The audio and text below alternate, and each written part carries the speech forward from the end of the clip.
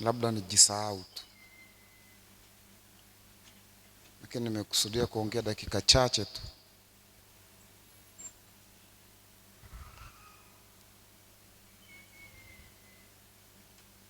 Nitaongea kuhusu neema ya Mungu tunapoenda kuachana. Hili ndio somo langu la mwisho kwenye ibada hii.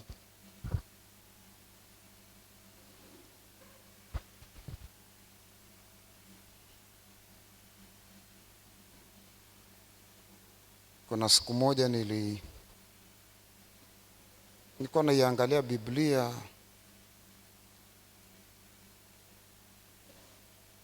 na nikawa nahisi kwamba kuna kitu special sana kuhusu neema.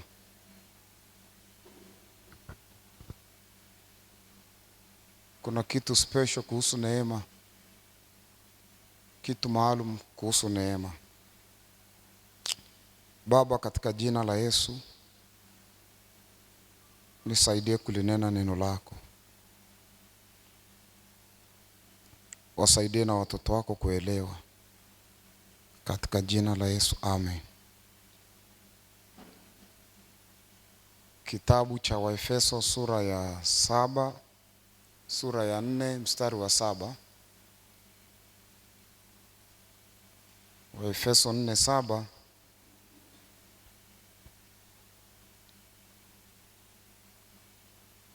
Neno la Mungu linasema, lakini kila mmoja wetu alipewa neema kwa kadri ya kipimo cha kipawa chake Kristo. Kwa hiyo mimi nina neema na wewe una neema. Uko hapa kwa sababu ya neema. Unafanya unachokifanya kwa sababu ya nini? Kwa sababu ya neema. Neema ikiondolewa, hapo ulipo panaondoka. Yaani hapo ulipo unafanyaje? Unaondoka. Kwa mfano,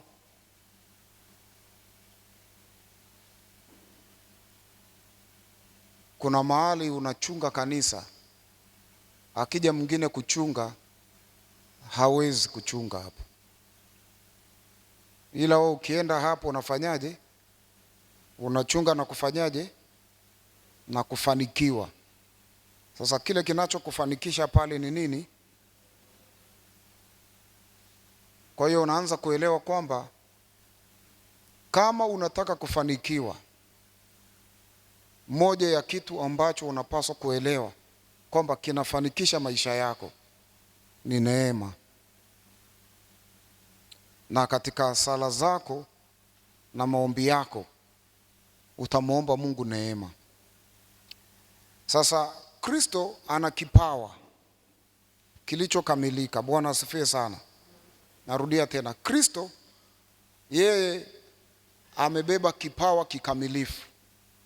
Yeye alikuwa ni mtume, yeye ni mchungaji, yeye ni mwalimu, yeye ni mwinjilisti, yeye ni nani tena?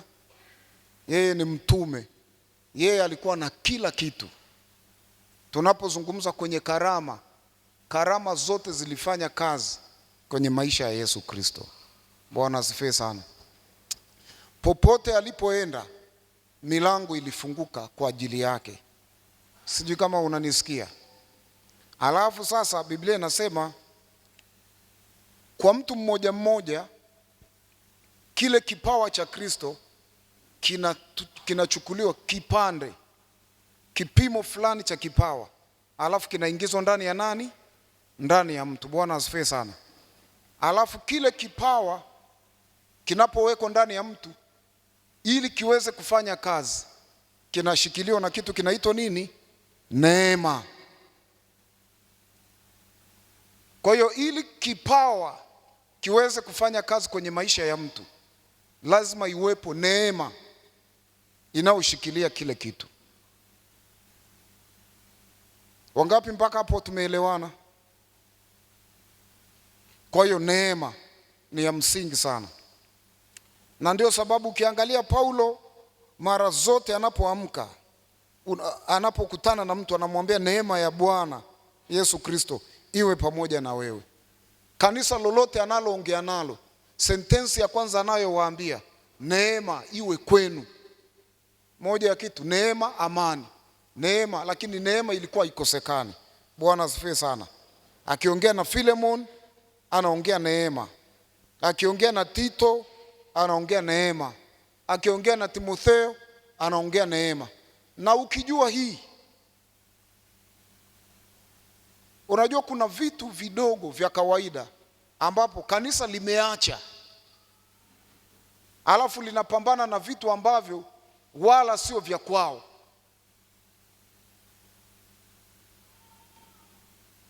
Nilipookoka, moja ya kitu tulikuwa tunakaa tunaomba Mungu tupe hatua, maombi ya Bwana tusaidie hatua moja zaidi. Sasa hicho unachoomba sasa, hatua moja zaidi, ndio inaitwa neema. Kwa sababu ile uwe muombaji, kuna neema ya kuomba. Ili usome Biblia, kuna neema ya kusoma Biblia. Ili uelewe mafunuo, ukisoma habari za mtu mmoja anaitwa Daniel, Biblia inasemaje? Mungu akampa Daniel neema katika mafunuo, sijui katika ndoto. Kwa hiyo unapoona ndoto yoyote inayotokea mbele yake, ana majibu nayo. Ile ilikuwa inaitwa neema. Sijui kama unanielewa kitu nazungumza. Natamani unielewe. Na kila asubuhi utamuomba Mungu hii sala, na utashangaa Bwana anabadilisha maisha yako taratibu. Sijui kama tunasikiana. Ni sawa eh? Sasa nini maana ya neema? Nini maana ya neema? Neema ni upendeleo wa Mungu usiostahiliwa. Bwana asifiwe sana. Neema ni upendeleo wa Mungu usiostahiliwa, yaani ni kitu usichokistahili. Bwana asifiwe sana. Kwa hiyo kuna neema ya Mungu hauistahili, Mungu anakupa. Ni upendeleo wa Mungu usiostahiliwa. Kwa hiyo kuna kitu cha kimungu, yaani huna haki ya kuwa nacho. Unaposema haustahili, maana yake huna haki. Unaposimama mahali, uwezo ukasema mimi napaswa niwe hivi, alafu hicho kitu kinatokea. Hicho kitu sasa Mungu anakileta, anaweka kwenye maisha yako. Hiyo ni moja. Nini maana ya neema? Mbili, ni nguvu ya kutimiza kusudi maalum la Mungu. Ni nguvu ya kutimiza kusudi maalum la Mungu. Ndio maana ya neema. Maana yake Mungu anakuvika kitu ndani yako, anakuvika vazi. Tunaweza tukasema ni vazi ambalo unavikwa, linalokuwezesha kutimiza kusudi na wito ambao Mungu ameweka kwenye maisha yako. Ile neema ikiondoka, ule wito unakata. Unaelewa kitu nazungumza eh? Ni kama lile wingu ambalo lilikuwa linatembea na wana wa Israeli, linanyanyuka na kukaa. Tatu, kila mtu upokea neema kwa kipimo tofauti. Kila mtu ana neema kwa kipimo tofauti. Yaani mimi nina neema yangu, huyo ana neema yake, na yule ana neema yake. Kinachorahisisha maisha ya mtu ni neema iliyoko juu ya maisha yake. Kinachomfanya mtu akaongea akasikika ni ile neema mtu aliyobeba. Hauna neema ya kuongea na watu fulani, hutasikika, wala hakuna mtu atajua upo. Kuna mtu akisimama akianza kuongea tu, watu wanaokoka, na wewe unaenda unasimama pale unaongea na unachukua unatumia mpaka encyclopedia. na watu hawaokoki, wanakuangalia wala hakuelewi, na yeye anasimama pale, unampa dakika 5, akiongea dakika 5 watu wanaokoka. Nini kinafanya watu wanaokoka? Kuna kitu anacho wewe huna. Kuna kitu amebeba wewe huna. Bwana asifiwe sana. Huyu anakuja, wewe unaenda mahali kanisa linakufa, hapo hapo ambapo kanisa lako limefia, yeye anakuja, ile kazi inakuwa nyepesi kama nini. Sio kwamba mazingira yamebadilika, kilichobadilika ni neema. Kwa hiyo kuna kitu mtu amebeba kwenye maisha yake, yale mazingira inabidi yakisikilize. Nimesema kila mtu ana neema, lakini kwa kipimo tofauti, na kila mtu ana neema katika eneo lake. Naomba nisikie amen. Waraka wa pili wa Petro sura ya 1 na mstari wa 2. Nakumbuka Mungu alinifungua akili zamani sana kuhusu neema.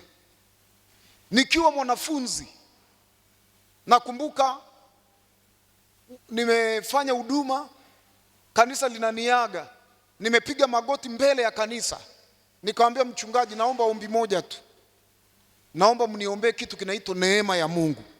Yani usihangaike kuwaza Mungu mpe huyu hivi, Mungu mpe. Neema ikiwepo ina majibu ya kila kitu. Nikamwambia mchungaji, mimi niombee neema. Wakati naondoka kwenda kufungua kanisa, na muaga mchungaji wangu, nimepiga magoti, nikamwambia niombee kitu kimoja tu. Mimi sitaki uniombee pesa, mimi sitaki uniombee hiki, niombee kitu kimoja tu. Sema Mungu mpe neema huyu kijana. Kwa hiyo wananiombea neema. Huko unakoenda, neema ya Mungu iwe pamoja na wewe. Bwana asifiwe sana. Petro anasema neema na iwe kwenu na amani iongezwe katika kumjua Mungu na katika kumjua Bwana Yesu, na kumjua Yesu Bwana wetu. Unaanza kuona hapa anazungumza habari ya amani na neema. Amani huwa inatembea na neema, na neema inazidi na inapungua. Bwana asifiwe sana. Kitu Mungu anachofanya yeye anakupa neema. Kwa mfano, ili watu waokoke, Mungu alichokifanya, alishusha neema ya wokovu. Bwana asifiwe sana. Efeso 2:8 inasema, kwa maana mmeokolewa kwa neema, kwa njia ya imani.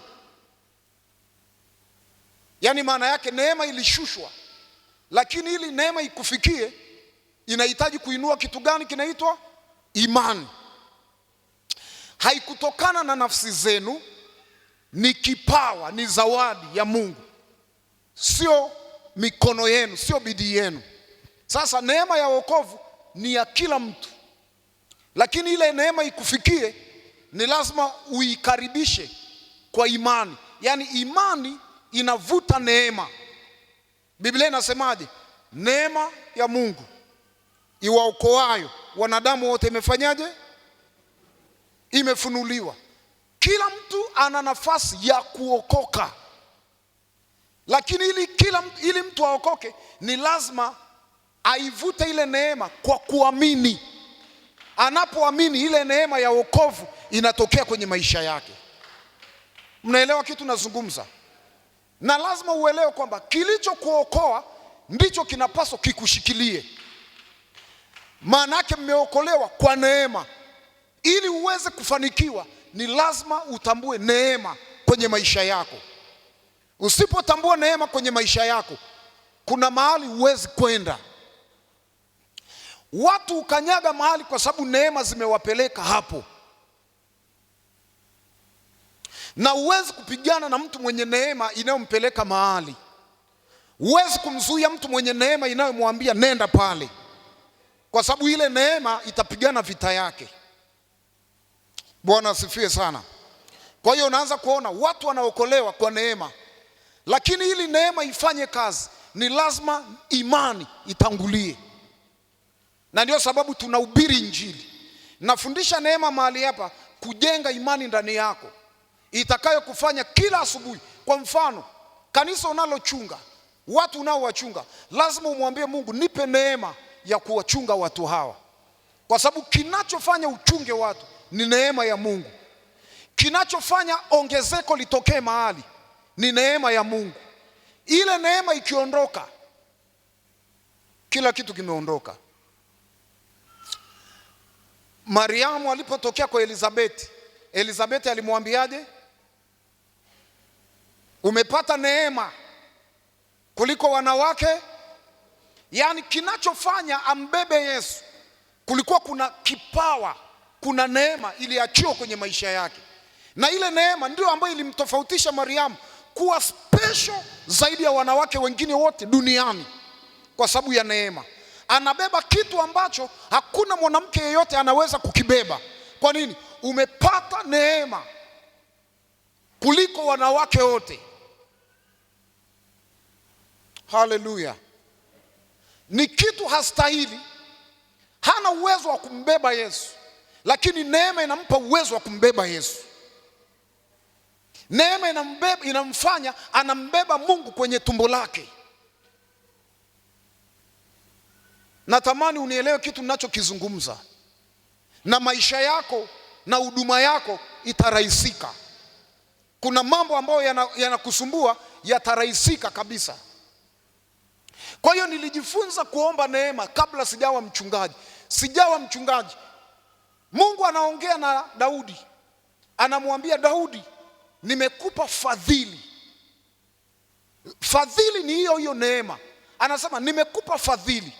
Alafu anasema fadhili zangu juu yako sitakuondolea kama nilivyoziondoa juu ya nani? Ya Sauli. Kwa hiyo Mungu anapotaka kumnyang'anya mtu ufalme, hamnyang'anyi ufalme, anamnyang'anya fadhili. Mungu anapotaka kumnyang'anya ufalme, anaondoa neema ya kifalme juu ya maisha yake. Mungu anapotaka kumpa ufalme, anampa neema ya kifalme. Kuna kitu cha kifalme, kile kitu cha kifalme kikikaa ndani ya maisha yake, ufalme hauna namna, lazima uje mikononi mwake. Na naelewa kitu nazungumza. Natamani unielewe hichi ninachokizungumza. Kuna mambo ambayo ni magumu kwenye maisha yako, utashangaa yanabadilika. Utashangaa maisha yanakuwa rahisi.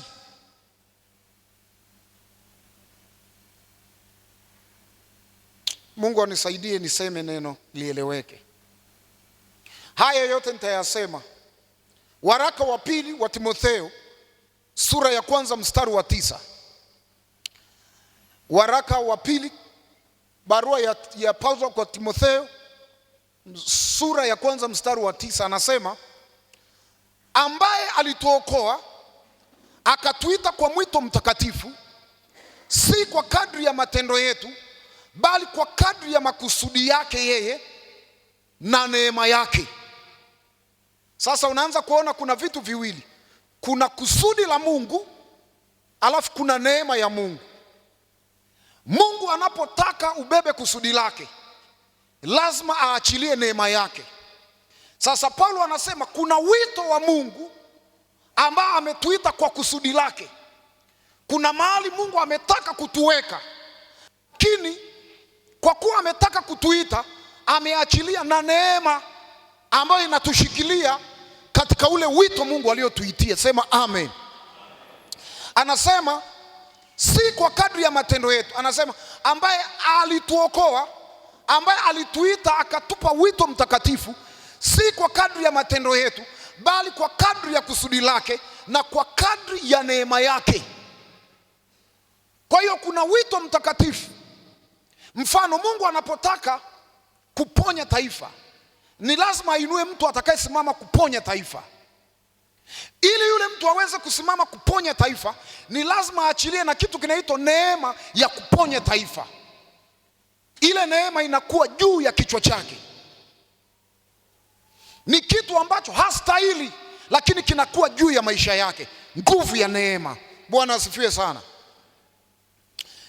Biblia inasema ninamrehemu ninayemrehemu, ninamhurumia ninayemhurumia. Na yule mtu ambaye Mungu amemrehemu anapenya mahali mtu ambaye hajarehemiwa hawezi kupenya. Mungu anaongea na watu, anasema akiwepo nabii katikati yenu, nitaongea naye katika ndoto, nitaongea naye kwa mafunuo. Lakini sivyo Musa mtumishi wangu aliye mnyenyekevu. Anasema yeye nitaongea naye uso kwa uso, nitaongea naye mdomo kwa mdomo. Maana yake anataka kusema, alafu hapo anasemaje? Ninamrehemu ninayemrehemu. Kwa hiyo unaanza kuelewa kwamba kwa Musa kuna mahali anafika wanadamu wa kawaida hawawezi kufika. Lakini kilichombeba Musa na anafika mahali wengine hawawezi kufika, sio kwa sababu Musa ni special, ila ni kwa sababu ana special grace. Ana neema ya tofauti. Kwa hiyo ile neema ya tofauti ndiyo ambayo inamgeuza kuwa mtu special. Inamweka mahali ambapo anakuwa kinara. Bwana Yesu asifiwe sana. Unaelewa kitu nazungumza? Neema. Kuna watoto wawili walikuwa kwenye tumbo la mama yao. Kijana wa kwanza anaitwa Esau au Edomu, na kijana wa pili anaitwa Yakobo. Wakiwa kwenye tumbo la mama yao walikuwa wanapigana. Mama yao akaenda kuomba Mungu, akasema watoto wananihangaisha tumboni. Kwa sababu leo nimekutana na mama mmoja amebeba mtoto, nikamuuliza wanapiga mateke? Anarusha mateke? Yule aligoma kunijibu, ila wengine wananiambia anarusha sana tu. Sasa hawa wawili walikuwa wanapigana mpaka unaona mama tumbo linacheza hivi. Ikabidi afunge na kuomba. Baadaye Mungu akamwambia mataifa mawili yako ndani ya nini? Ya tumbo lako. Alafu akasemaje? Mkubwa atamtumikia mdogo. Alafu wakati Mungu anafafanua, wakati maandiko yanafafanua, Biblia inasema kabla hawajafanya jema na baya, Mungu alimkubali Yakobo, akamkataa Esau. Yaani maana yake Esau amekataliwa, Yakobo amekubalika. Kukubalika kwa Yakobo si kwa sababu walitenda neno lolote jema linalomfanya akubalike. Kwa sababu Yakobo amekubalika akiwa ndani ya tumbo la mama yake. Maana yake ni nini? Hiyo inaitwa neema. Ile neema inamfanya awe mbele ya kaka yake. Na ndio sababu Biblia inasema sasa ninamrehemu ninayemrehemu, ninamhurumia ninayemhurumia. Sasa ile ni neema. Kuhurumia ni kupokea kitu ustahili.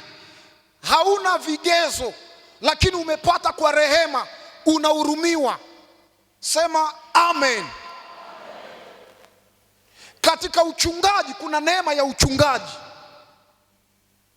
Na katika uchungaji kuna mwingine ni mchungaji, ana neema ya uchungaji katika kuponya. Kuna mtu mmoja anaitwa Billy Graham. Billy Graham hakuwa yule mhubiri ambaye ni mtu wa miujiza kama wakina Bonke.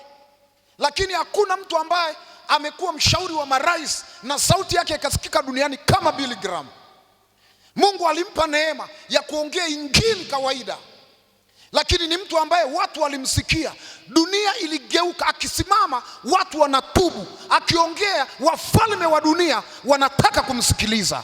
Kwa nini? Kuna kitu kinaitwa neema maisha yake. Ile neema ndio inafanya wafalme wakae chini wamsikilize.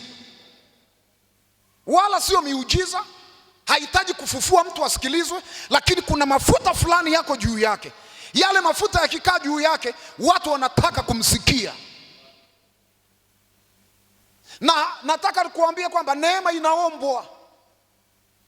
Nafundisha hapa kwa sababu neema inakuzwa. Kuna namna unakuza neema yako. Kuna namna unaweza kulea neema juu ya maisha yako na ile neema ikakua. Lakini kuna namna unaweza kuua neema iliyo juu ya maisha yako, ukaiua kabisa.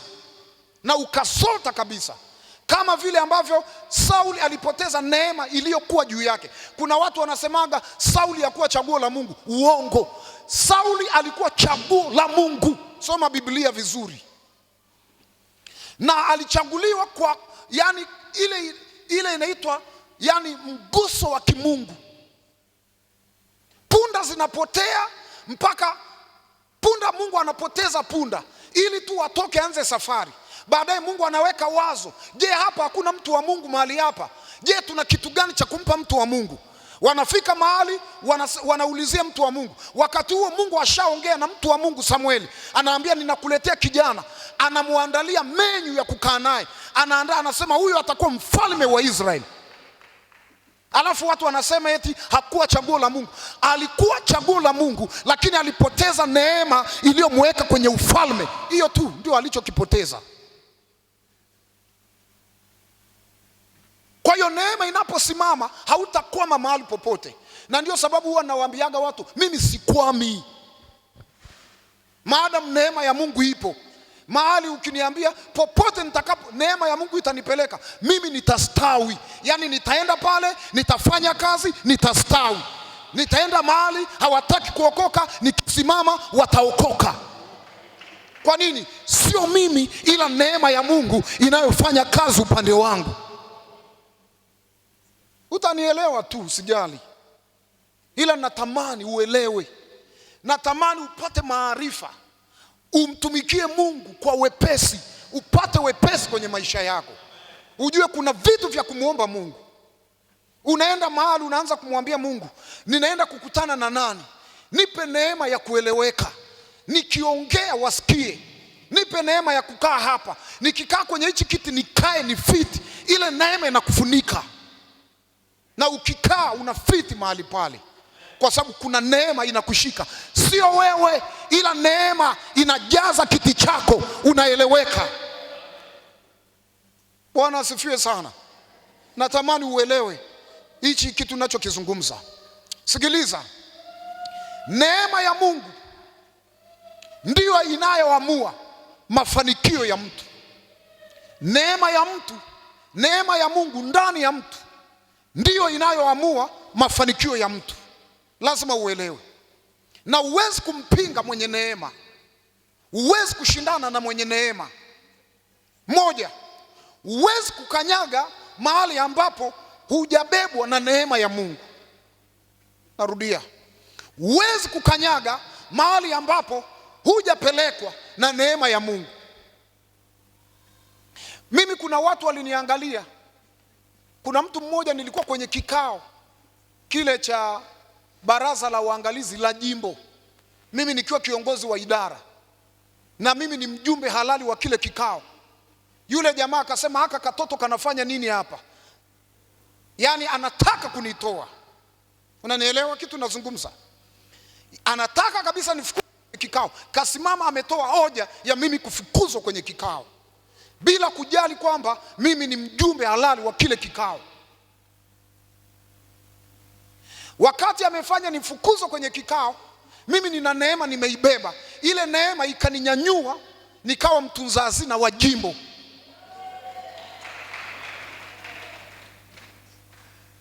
Nikatokea mahali nikawa naongea na mchungaji mmoja. Akaongea kabisa, nikaona amefungua yaliyoko moyoni mwake. Akasema, wewe dogo, umekuja juzi tu, umeanza uchungaji juzi, wewe ni mtunza hazina wetu tayari. Maana yake yeye amekaa hapo miaka yote hajawa mtunza hazina. Aelewi kwamba kinachomweka mtu mahali ni neema inayombeba ikamweka pale. Yeye hakuwa ana neema ya kuwa mtunza hazina wa jimbo, ilikuwa juu yangu hiyo neema. Unanielewa kitu nazungumza? Wakati wanabishana, wananiona kama sifiti kwenye kile kiti, ghafla ile neema ikanileta hapa juu, nikawa mtunza hazina mkuu Tanzania nzima. Wakati mimi ninawekewa mikono, kuna watu wakasema, yani mtoka mbali, anaekeaga katoto, ndo haka katoto anakaweka hapa kawe mtunza hazina. Na nataka niwaambie kwa taarifa yenu, wakati nahubiri injili ya kwanza kwenye baraza la watendaji la mwaka 2025 ninahubiri pale, nguvu ya Mungu inatembea kwenye ule ukumbi, maaskofu, wakurugenzi na watu wamelala chini, wako hapa ni mashahidi, kwa sababu ya neema ya Mungu iliyokuwa inatembea pale. Nilipoenda kukaa, mtoka mbali akaniambia, nilikuwa sijui kama kuna kitu ndani yako cha namna hii. Unaweza kuelewa kwamba hata appointment yangu aliifanya hakuwa ananielewa vizuri. Kwa hiyo unaanza kuelewa kwamba ni neema ya Mungu iliyoninyanyua ikaniweka hapa, sio mtu aliyeninyanyua akanileta hapa. Kwamba neema ya Mungu ikisema ni wakati wako, hakuna mtu anaizuia. Na neema haiangalii umri, neema haiangalii nani anakufahamu, neema haiangalii unajua nini, lakini neema ikiamua imeamua. Neema inakupeleka hata kama wakatai. Neema ina mbawa kubwa, ina misuli mikubwa kuliko vizuizi, kuliko milima, kuliko chochote ambacho kitasimama mbele yako. Neema yaweza kukubeba. Na ndio sababu nilipogundua namna hiyo, kila mara ninamwambia Mungu, neema yako. Nikiona hata wakati siwezi kuomba, naambia Mungu, neema yako inisaidie, neema yako isimama mbele yangu, neema yako ikanikinge, neema yako ikanisemee. Moja ya ombi siwezi kuacha kuomba kwenye maisha yangu. Hata wakati siwezi kuomba kabisa, lazima nimwambie Mungu, ni rehemu, Mungu nipe neema yako, Mungu nisaidie. Hilo ni ombi la maisha yangu. Kwa hiyo ukiona ninapaa, siri ndio hii, neema. Unaweza kuniona ukanidharau, unaweza kuniona ukaona sifai, lakini wakati unaona sifai ndio naruka. Wakati unajiona we ni bora kuliko mimi ndio naruka. Utabaki we kujiona bora, lakini nakutangulia. Kwa nini? Iko neema inanitanguliza. Kwa nini nafundisha? Nataka uende mahali katika jina la Yesu. Ndio, kuna neema. Kuchunga wabunge ni neema, inahitaji mafuta.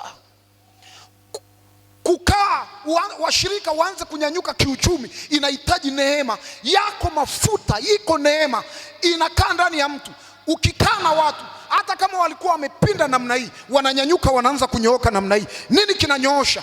Yale mafuta yaliyo juu yako. Ile neema ya Mungu iliyo juu yako ndiyo ambayo inaanza kubadilisha mazingira, na kila kitu kinabadilika, kinaanza kuwa upande wako.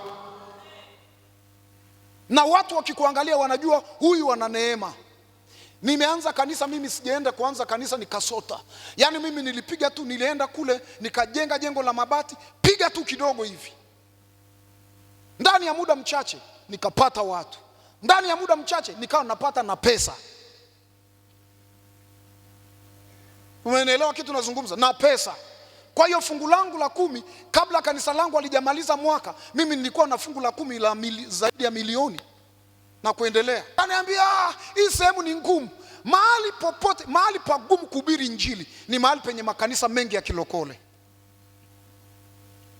Lakini mahali pana wachawi ni mahali unaweza kujenga kanisa kubwa. Mahali penye walevi ni mahali unaweza kunyanyua kanisa kubwa. Mahali penye watu wengi hawajaokoka, wapinzani wa injili, hiyo ni sehemu kubwa sana ya kujenga kanisa la maana, kwa sababu kila mtu ni mteja. Lakini mahali ambapo watu wengi wameokoka, hiyo sehemu ni ngumu. Huwezi kuanzisha kanisa mahali tayari pameshapigwa kazi na wenzako. Lakini nenda mahali, kwa sababu watu wananiambia hili eneo lina Waislamu wengi, hili eneo lina wapinzani. Hilo ndio shamba lililoiva. Unachohitaji neema ya hilo eneo. Unamwambia Bwana, nipe neema ya kuongea na aina hii ya watu. Ile neema ikishuka juu yako, kila ukiongea wanakusikiliza, kila ukiongea wanakuelewa. Nazungumza habari ya neema. Neema ni kitu kinakutofautisha na watu wengine. Mwanzo 6:8 Biblia inasema, lakini Nuhu akapata neema machoni pa Bwana. Kitabu cha Mwanzo 6:8.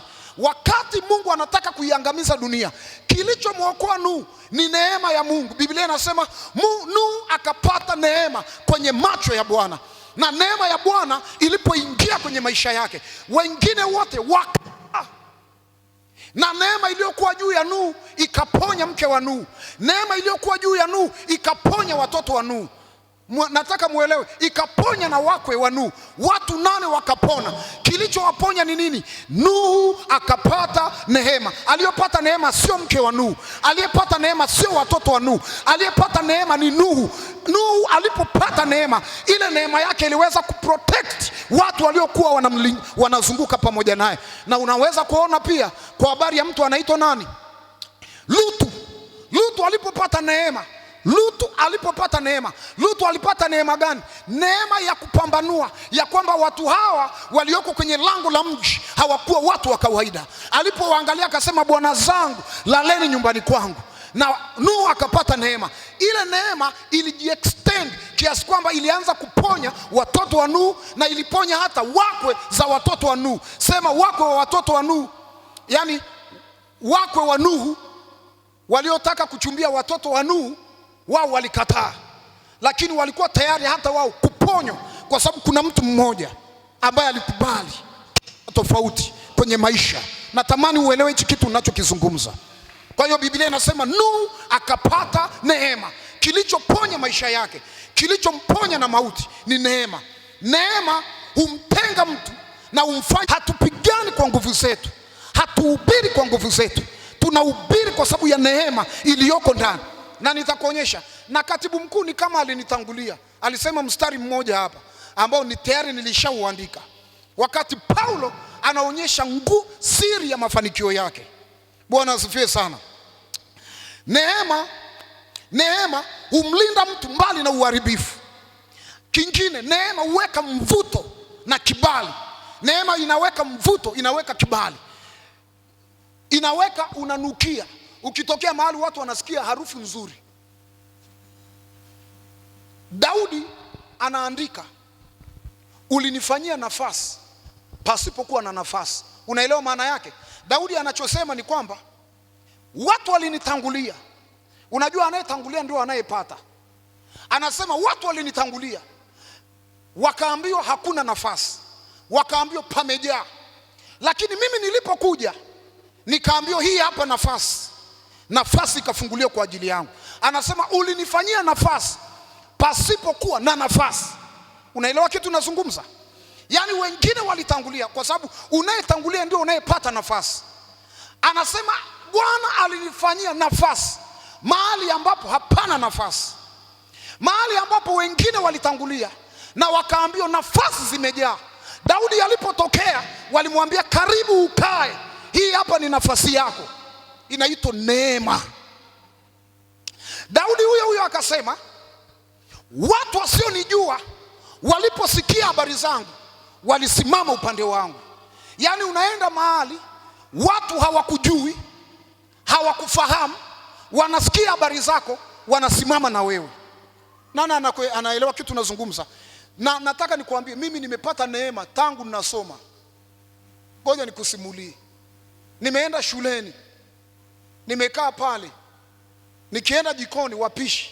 Unajua ukiwa shuleni moja ya kitu muhimu sana ni chakula. Ukiwa mwanafunzi wa bweni, moja ya favor kubwa ni chakula. Nikienda pale namkuta jamaa anaitwa Julius, ananipa ile inaitwa top layer. Kama hujakaa bwenini huwezi kuelewa maana ya top layer. Unapata ile top layer.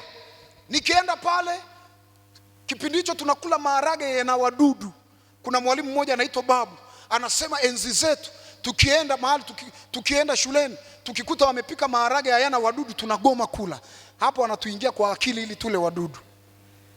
Anasema tunataka yale maharage yenye wadudu, maana yale maharage ndio yana vitamins. Na nataka nikwambie, nilipoenda pale maharage, yani kwanza hapo juu ni wadudu wamejaa, yani pale juu tu wamejaa. Chakula kikanishinda mwanzo, baadaye nikakaza roho nikaanza kukila na kula wadudu kama sina akili nzuri. Bwana akanipa neema, naenda pale nakuta mboga za majani, napewa mboga za majani. Hicho kinaitwa neema. Unaelewa kitu nazungumza? Nikaenda A level, nikapata neema. Nikienda pale kwa wapishi top layer, napigwa wali wa maana, katu wengine wanapiga ugali kule. Hiyo inaitwa neema. Neema inajifunua, inaanza na wewe hatua kwa hatua. Sasa unachotakiwa unaanza kuilinda, unaanza kuistawisha. ili ikue, na nitakuonyesha hapa. Kwa hiyo nikawa napata neema, natembea nayo. Nikapata neema, tulikuwa na mwalimu anaitwa Mungure, mkuu wa shule ya Makumira. Walimu walikuwa wanamgwaya. Yaani wewe mwalimu unaenda kukaa na Mungure. Mimi nilipata neema, nilikuwa naingia ofisi ya Mungure, nakaa kwenye masofa yake na mshauri. Naingia kwenye ofisi yake, napiga story na Mungure na mshauri namna shule inapaswa ikae. Paka najiuliza hivi ilikuwa inawezekanaje? Unanielewa kitu nazungumza? Kuna walimu walikuwa wanaitwa walimu wa korofi. Mbele yangu waliniheshimu.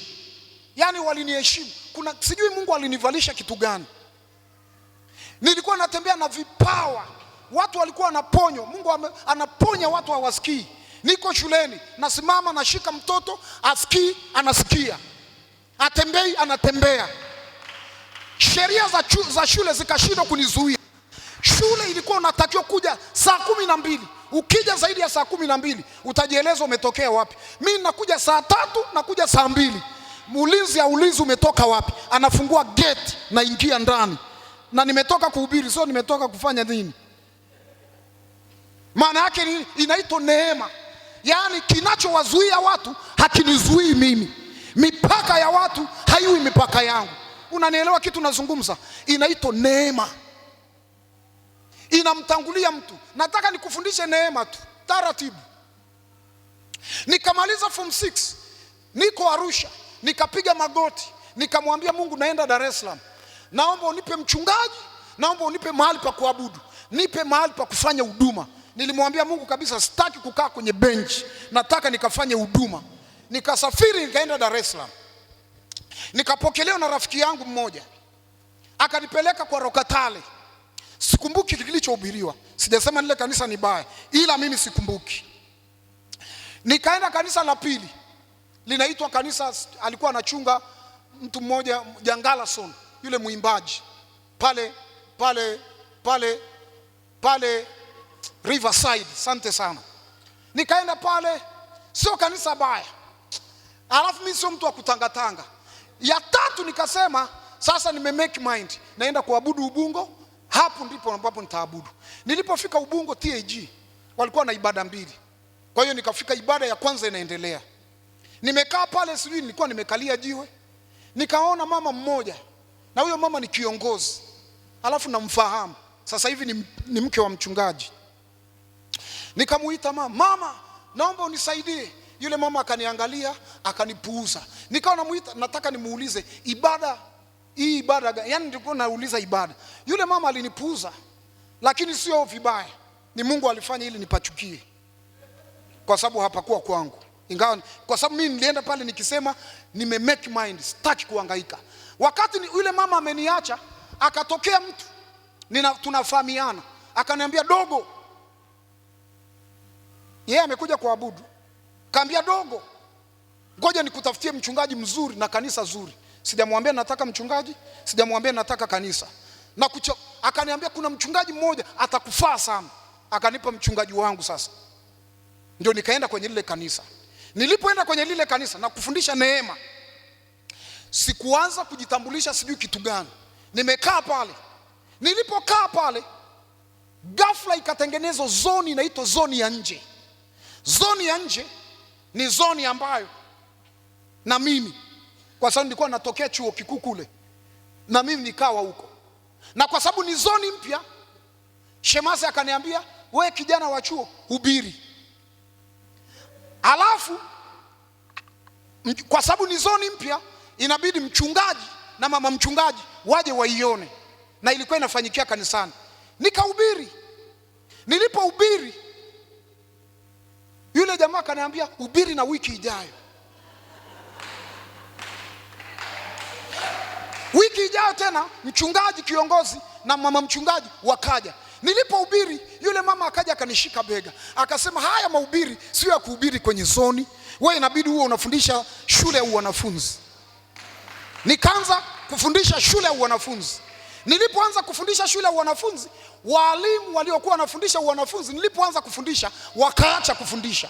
Ni kama wameniachia. Nazungumza neema, namna ambavyo inakufungulia milango bila kuhangaika, inakufahamisha bila kutumia rushwa. Nikafundisha Sunday school, yani shule ya wanafunzi. Yule mama akasema, hapana, wewe sio kuhubiri wanafunzi. Injili unayohubiri wewe inabidi uhubiri ibada kuu. Palanjo anajua kipindi hicho alikuwa anasoma hapo CBC. Alikuwa ananikuta sana napiga injili pale. Nilikuwa ninapangio naweza nikahubiri ibada mpaka 3 mfululizo. Nahubiri Jumapili hii, nahubiri hii, nahubiri hii, nahubiri hii. Nachotaka kuwaonyesha mpaka hapa nilipo, ningekuwa na muda nianze kuwaonyesha hatua kwa hatua namna ambavyo sijasago kunyanyuka. Lakini moja ya kitu nilisema, sijipendekezi. Simuharibii mtu kwa sababu nataka kufika mahali. Maana kuna watu wanaharibia watu maisha ili wao wapande.